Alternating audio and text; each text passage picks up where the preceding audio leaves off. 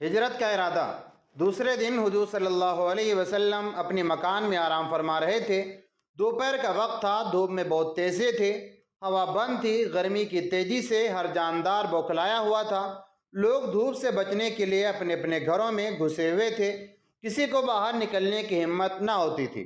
حضور صلی اللہ علیہ وسلم کی اچانک آنکھ کھل گئی، آپ اٹھ کر بیٹھ گئے۔ حضرت فاطمہ جاگ رہی تھیں۔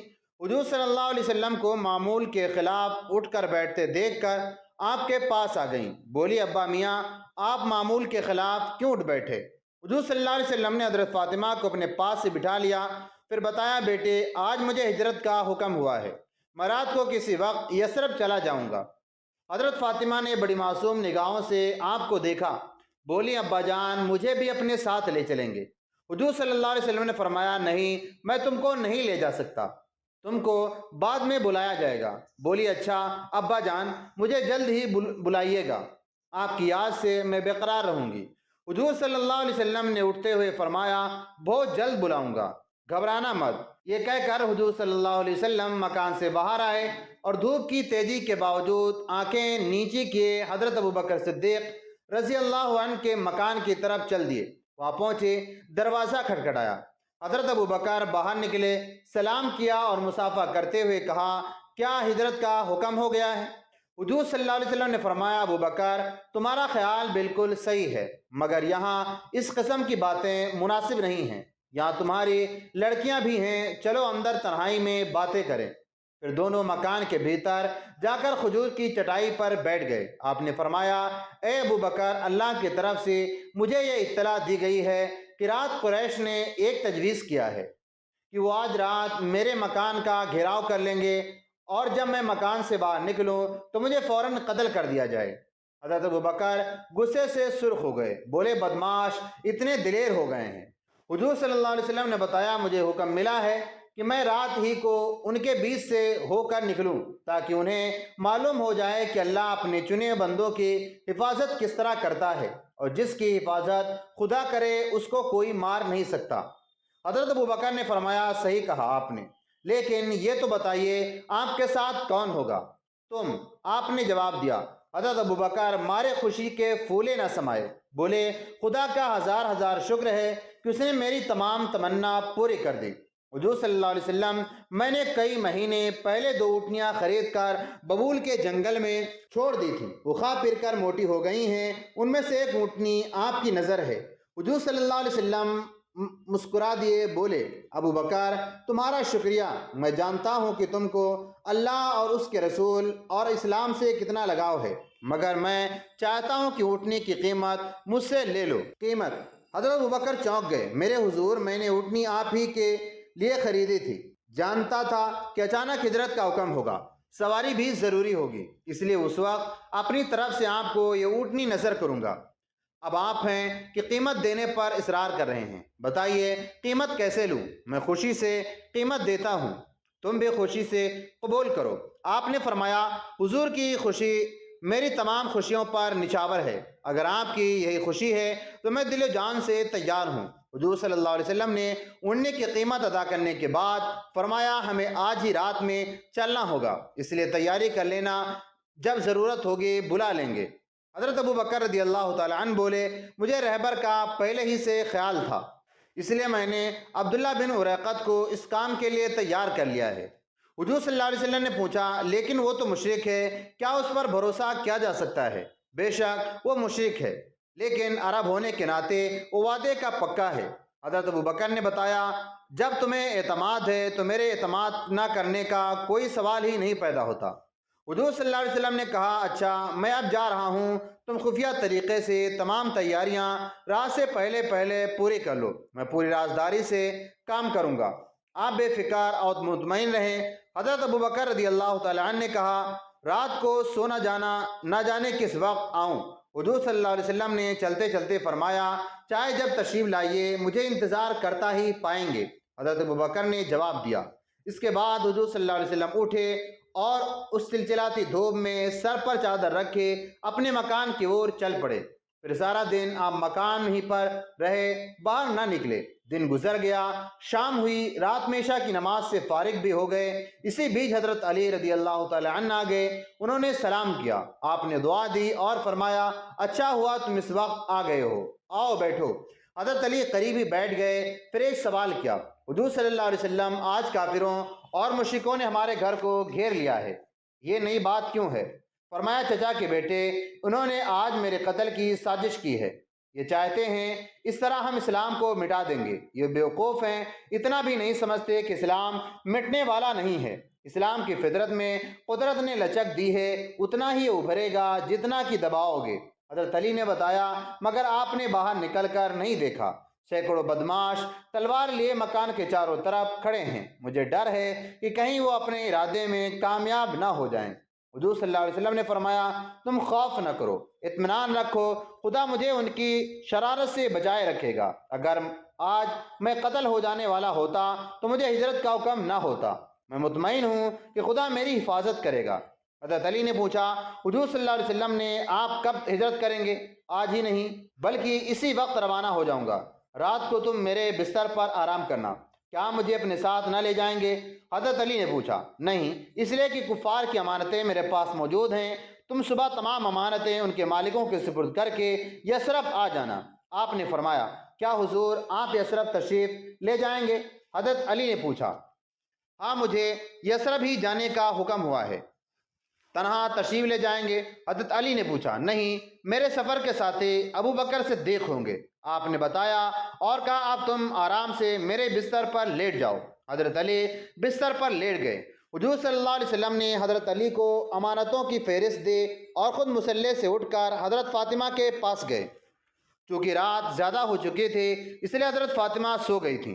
آپ نے تھوڑی دیر کھڑے ہو کر محبت بھری نظروں سے انہیں دیکھا اور چپکے سے فرمایا میری معصوم بیٹی، میری نور نظر، الوداع۔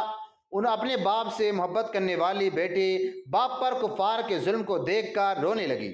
بیٹی رخصت، میں تجھے آج خدا کے سپرد کرتا ہوں، اس خدا کے جو پوری کائنات کا نگہبان ہے، وہی تیری حفاظت کرے گا، اور اے میری محبت کی دنیا، وہی پھر تجھ سے مجھ کو ملائے گا۔ یہ کہتے ہوئے حضور صلی اللہ علیہ وسلم کی آنکھیں بھیگ گئیں۔ آپ رخصت ہو کر دروازے پر آئے، دروازے سے جھانک کر دیکھا ان گنت کفار ننگی تلواریں لیے دروازے سے سامنے نہایت مستعدی سے کھڑے دروازے کی طرف دیکھ رہے ہیں۔ اس وقت آدھی رات ہو چکی تھی، چونکہ رات اندھیری تھی اس لیے ہر طرف اندھیرا چھایا ہوا تھا۔ حضور صلی اللہ علیہ وسلم نے مٹھی پر خاک اٹھائے اور سورہ یاسین کی شروع کی آیتیں پڑھنا شروع کر دیں۔ پڑھ کر حضور صلی اللہ علیہ وسلم نے خاک پر دم کیا اور خاک کفار کی طرف پھینکی۔ اگر یہ خاک مٹھی بھر تھی پر ہوا نے اس کو چاروں طرف پھیلا دیا، ایسا پھیلایا کہ آنکھوں پر پردہ پڑ گیا۔ حضور صلی اللہ علیہ وسلم بسم اللہ کہہ کر مکان سے باہر نکلے اور کفار کے سامنے سے گزر گئے اور کسی کی نظر نہ پڑی۔ سب کے سب جہاں اور جس حال میں کھڑے تھے اسی طرح کھڑے رہے۔ حضور صلی اللہ علیہ وسلم نہایت اطمینان سے چل کر حضرت ابو بکر کے مکان پر پہنچے، دھیرے سے دستک دی، دستک دیتے ہی دروازہ کھلا۔ حضور صلی اللہ علیہ وسلم نے پوچھا ابو بکر تیار ہو؟ بالکل تیار ہوں۔ حضرت ابو بکر نے کہا دونوں اونٹنیاں اور رہبر کو لے کر ابھی حاضر ہوتا ہوں۔ حضور صلی اللہ علیہ وسلم نے فرمایا ابھی نہ اونٹنیوں کی ضرورت ہے اور نہ رہبر کی، میں نے راستے میں دیکھا ہے کہ کفار قریش جگہ جگہ کھڑے نگرانی کر رہے ہیں، اگر ہم اونٹوں پر سوار ہو کر چلیں گے تو جان جائیں گے کہ ہم جا رہے ہیں، مناسب یہ معلوم ہوتا ہے کہ ہم دونوں تنہا چلیں، جیسا آپ کی مرضی۔ حضرت ابوبکر رضی اللہ تعالیٰ عنہ نے کہا کیا میں عبداللہ سے کہہ آؤں کہ وہ اونٹنیوں کو لے کر مکے سے باہر آ جائیں؟ اس کی بھی ابھی ضرورت نہیں۔ حضور صلی اللہ علیہ وسلم نے فرمایا میں نے ابھی یہ طے کیا ہے کہ مکہ کے نشیب میں جو پہاڑ ہے جسے کوہ سور کہتے ہیں اس کے کسی غار میں چھپ رہیں گے۔ کفار ڈھونڈتے ڈھونڈتے جب اپنے گھروں میں تھک کر بیٹھ جائیں گے تو پھر ہم وہاں سے نکلیں گے اور یثرب کا راستہ طے کر لیں گے۔ بڑی اچھی تجویز ہے۔ حضرت ابو بکر نے کہا پر یہ نہیں کہا جا سکتا کہ ہمیں کب تک غار سور میں ٹھہرنا پڑے گا، اس لیے آپ کی منشا ہو تو میں اپنے بیٹے عبداللہ کو ہدایت کراؤں کہ وہ رات کو کھانا لے کر کوہ سور پر آ جایا کرے اور ساتھ ہی دن بھر کی خبریں بھی ہم کو سنا جایا کرے۔ نہایت مناسب تجویز ہے، آپ نے فرمایا، اور اپنے غلام عامر بن فہیرہ سے کہہ دیا کہ وہ بکریوں کا ریوڑ کوہ سور کے قریب ہی چلایا کریں۔ تاکہ ضرورت کے وقت ہم دودھ بھی پی لیا کریں، اور عبداللہ اور میری بیٹی اسما جو واپس جایا کریں گے تو ان کے قدموں کے نشان اور بکریوں کے ریوڑ سے کے چلنے سے مٹ جایا کریں گے۔ حضرت ابوبکر نے دوسری رائے رکھی، یہ رائے بھی بہت بہتر ہے۔ آپ نے فرمایا، حضرت ابوبکر مکان کے بھیتر گئے، ان کے والد ابو قحافہ جاگ رہے تھے، وہ اندھے تھے۔ انہوں نے قدموں کی چاپ سن کر کہا، یہ مکان کے آنگن میں کون پھر رہا ہے؟ ابو قحافہ ابھی تک مسلمان نہیں ہوئے تھے۔ حضرت ابوبکر رضی اللہ تعالیٰ عنہ چاہتے تھے کہ انہیں بھی ان کی ہجرت کا علم نہ ہو، پر ان کے ٹوکنے پر بتانا ہی پڑا۔ آپ ان کے پاس گئے، دھیرے سے بولے، میں ہوں ابو بکر۔ پوچھا، تم آدھی رات کو سین میں کیا کر رہے تھے؟ حضرت ابوبکر رضی اللہ تعالیٰ نے کہا، پیارے باپ، آج میں یہاں سے ہجرت کر رہا ہوں۔ کیا محمد صلی اللہ علیہ وسلم کے ساتھ جا رہے ہو؟ انہوں نے پوچھا، جی ہاں۔ اچھا جاؤ، لیکن شاید مکے والے تم کو جانے نہ دیں۔ ابو قحافہ نے کہا۔ حضرت ابوبکر رضی اللہ تعالیٰ عنہ نے جوش میں آ کر کہا، ان کی مجال نہیں جو روک سکیں۔ نرمی سے ابو قحافہ نے سمجھایا، پیارے بیٹے، مکہ والوں سے لڑ نہ پڑنا۔ حضرت ابوبکر نے کہا، جہاں تک ممکن ہوگا نہیں لڑوں گا۔ ابو قحافہ نے دعا دے کر حضرت ابوبکر کو ودا کیا۔ آپ بڑھ کر وہاں پہنچے جہاں آپ کے بیٹے عبداللہ اور بیٹی اسما اور آپ کے غلام عامر بیٹھے جاگ رہے تھے۔ یہ تینوں مسلمان ہو چکے تھے۔ حضرت ابوبکر رضی اللہ تعالیٰ عنہ نے عبداللہ سے مخاطب ہو کر کہا، ہمارے بیٹے، ہم کوہ ثور پر جا رہے ہیں اور وہیں رہیں گے۔ تم کفار سے مل کر ان کے ارادوں کی رات میں جا کر اطلاع دے آیا کرنا۔ اور بیٹا اسما، تم روزانہ کھانا پکا کر اپنے بھائی عبداللہ کے ساتھ لے آیا کرنا۔ اور عامر، تم روزانہ آدھی رات تک کوہ ثور پر بکریاں چرانے لایا کرنا، اور جس طرح سے عبداللہ اور اسما آئیں یا جائیں اسی طرح بکریاں لے جایا کرنا، تاکہ ان کے قدموں کے نشان مٹ جایا کریں۔ تینوں نے اپنی اپنی ذمہ داریوں کو نبھانے کا وعدہ کیا۔ انہیں ہدایت کر کے حضرت ابوبکر واپس لوٹے اور حضور صلی اللہ علیہ وسلم کے پاس آ گئے۔ آپ نے پوچھا، کیا سب لوگ جاگ رہے تھے جو تم اتنی جلدی ہدایت کر کے چلے آئے؟ حضرت ابوبکر نے جواب دیا، ہاں حضور صلی اللہ علیہ وسلم، تمام لوگ جاگ رہے تھے۔ میں نے سب کو ان کی ذمہ داریاں بتا اور سمجھا دی ہیں۔ حضور صلی اللہ علیہ وسلم نے فرمایا، آؤ چلو۔ دونوں رات کے اندھیرے میں گم ہو گئے۔ خانہ کعبہ پہنچ کر اس کا طواف کیا۔ جب مکہ کے آخری حصے کو طے کرنے لگے تو آپ نے پلٹ کر دیکھا اور کہا، اے مکہ شہر، تو مجھے بہت محبوب ہے، لیکن افسوس ہے کہ میں آج تجھ سے جدا ہو رہا ہوں۔ تیرے بیٹوں نے مجھے اس جگہ نہ رہنے دیا۔ حضرت ابوبکر نے پوچھا، کیا حضور صلی اللہ علیہ وسلم آپ کو مکہ سے بہت زیادہ محبت ہے؟ حضور صلی اللہ علیہ وسلم نے فرمایا، بہت زیادہ اس لیے نہیں کہ یہ میرا وطن ہے، بلکہ اس لیے کہ اسے ابراہیم خلیل اللہ نے بنایا ہے اور یہاں اللہ کا پسندیدہ گھر ہے۔ کیا اس شہر میں ہم پھر داخل نہ ہو سکیں گے؟ ابوبکر نے پوچھا، ضرور داخل ہوں گے، پر اس وقت جب کہ یہ مکہ خدا پرستوں کا گھر بن جائے گا۔ جب تو کچھ فکر نہیں، تب تو ہماری اولاد ہی یہاں آ کر آرام کرے گی۔ تم رہو گے، نہ میں رہوں گا، نہ علی رضی اللہ تعالیٰ عنہ رہیں گے، نہ عمر رہیں گے، نہ عثمان رہیں گے، کوئی نہ رہے گا۔ ہم یثرب میں رہیں گے اور وہیں مریں گے، البتہ حج کرنے کے لیے یہاں آتے رہیں گے۔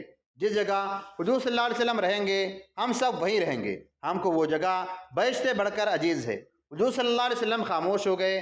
اب یہ دونوں مکہ سے باہر نکل کر کھلے میدان میں آ گئے تھے۔ ہر اور اندھیرا پھیلا ہوا تھا، اگرچہ ستارے چمک چمک کر اندھیروں کو دور کرنے کی کوشش کر رہے تھے، پر اندھیرا کہاں دور ہوتا تھا۔ تھوڑی دور چل کر یہ دونوں رات کے اندھیرے میں غائب ہو گئے۔